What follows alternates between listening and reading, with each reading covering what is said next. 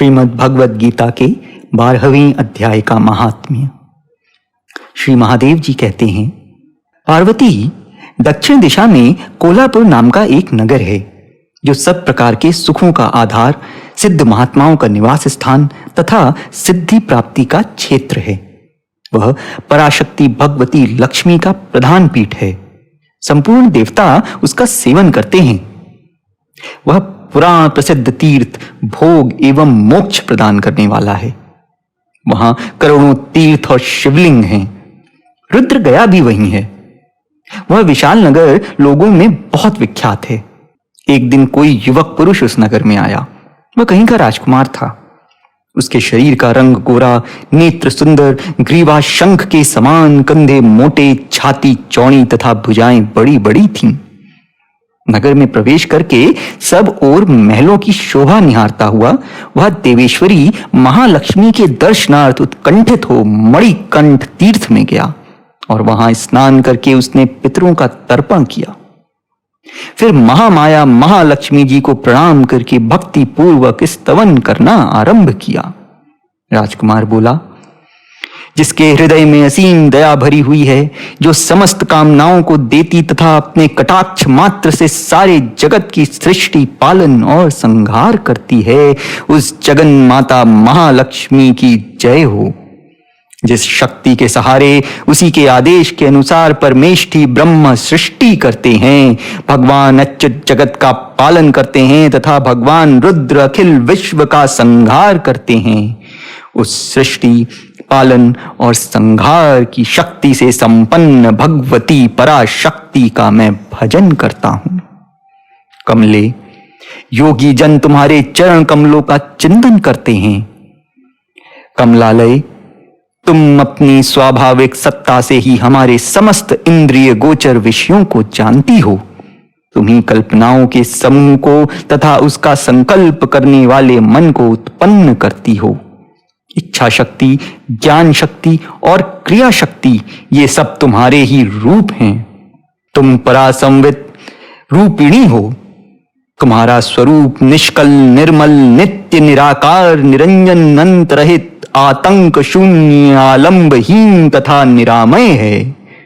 देवी, तुम्हारी महिमा का वर्णन करने में कौन सामर्थ हो सकता है? जो षट चक्रों का भेदन करके अंतकरण के 12 स्थानों में विहार करती है, अनाहत ध्वनि, बिंदु, नाद और कला, ये जिसके स्वरूप हैं, उस माता महालक्ष्मी को मैं प्रणाम करता हूं।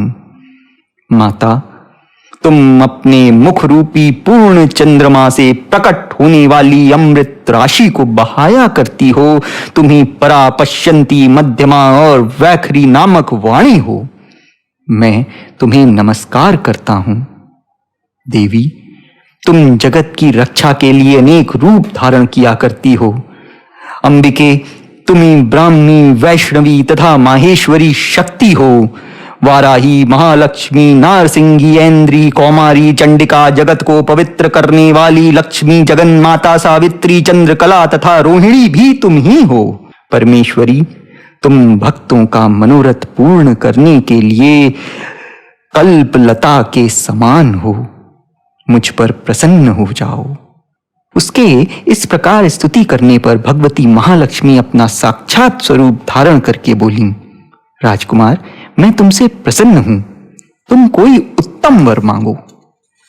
राजपुत्र बोला, मां, मेरे पिता राजा ब्रह्मदत्त अश्वमेध नामक यज्ञ का अनुष्ठान कर रहे थे।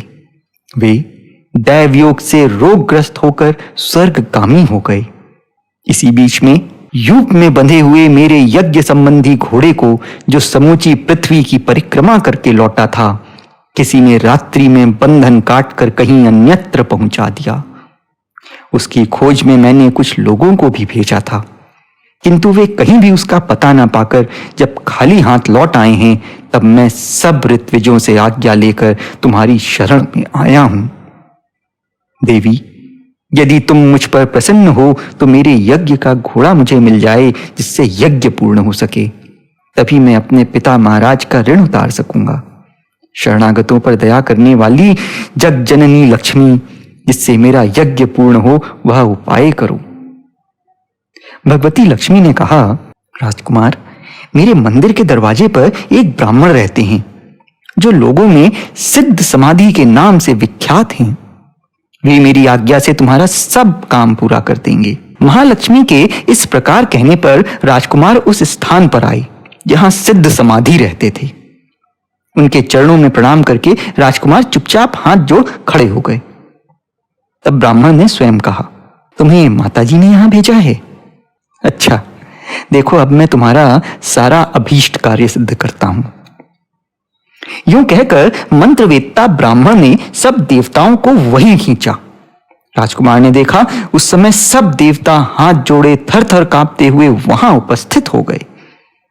तब उन श्रेष्ठ ब्राह्मण ने समस्त देवताओं से कहा, देवगण, इस राजकुमार का अश्व जो यज्ञ के लिए निश्चित हो चुका था, रात में देवराज इंद्र ने चुराकर अन्यत्र पहुंचा दिया है।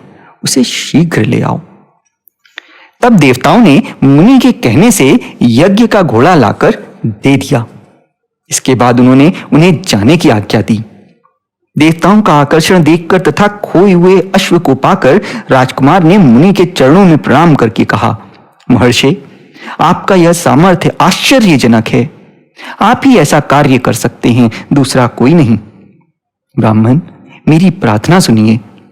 मेरे पिता राजा ब्रह्मदत्त अश्वमेध यज्ञ का अनुष्ठान आरंभ करके दैव योग से मृत्यु को प्राप्त हो गए हैं। अभी तक उनका शरीर तपाए हुए तेल में सुखाकर मैंने रख छोड़ा है। साधु श्रेष्ठ, आपने पुनः जीवित कर दीजिए। यह सुनकर महामुनि ब्राह्मण ने किंचित मुस्कुरा कर कहा, चलो, जहां यज्ञ मंडप में तुम्हारे पिता मौजूद हैं, चलें। तब सिद्ध समाधि ने राजकुमार के साथ वहां जाकर जल अभिमंत्रित किया और उसे उस शव के मस्तक पर रखा। उसके रखते ही राजा सचेत होकर उठ बैठे। फिर उन्होंने ब्राह्मण को देखकर पूछा, धर्म स्वरूप, आप कौन हैं? तब राजकुमार ने महाराज से पहले का सारा हाल कह सुनाया। राजा ने अपने को पुनः जीवन दान देने वाले ब्राह्मण को नमस्कार करके पूछा, ब्राह्मण, किस पुण्य से आपको यह अलौकिक शक्ति प्राप्त हुई है? उनके यूं कहने पर ब्राह्मण ने मधुर वाणी में कहा, राजन, मैं प्रतिदिन नालस्य रहित होकर गीता के 12वें अध्याय का जप करता हूं। उसी से मुझे यह शक्ति मिली है जिससे तुम्हें जीवन प्राप्त हुआ है। यह सुनकर ब्राह्मणों सहित राजा ने उन ब्रह्मर्षि से गीता के 12वें अध्याय का अध्ययन किया। उसके महात्म्य से उन सबकी सद्गति हो गई। दूसरे दूसरे जीव भी उसके पाठ से परम मोक्ष को प्राप्त हो चुके हैं। जय श्री राम, जय श्री राम।